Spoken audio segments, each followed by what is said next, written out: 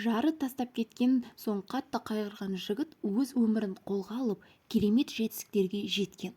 Жапониялық жігіт өзінің әлеуметтік желідегі парақшасындағы оқырмандарын өміріндегі оң өзгерістермен қуантуда. Оны бірнеше жыл бұрын әйелі тастап кеткен.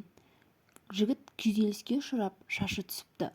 Оның үстіне артық салмақ жинай бастаған.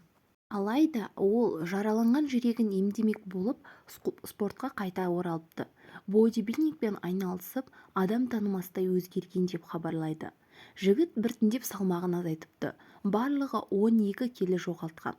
Бұлшық-еттері өскен сайын өзіне деген сенімділігі де арта түсіпті.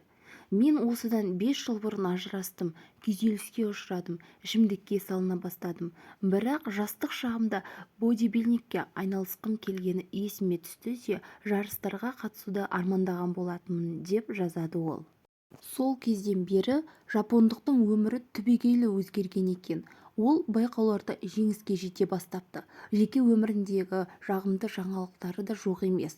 Ол байқау кезінде модель қыздармен біреуімен танысқан. Менің өмірім өзгелерге үлгі болса деймін. Өмір сыйлаған мүмкіндікті қалт жібермей өзгеруге тырысыңыз, дейді жапониялық жігіт.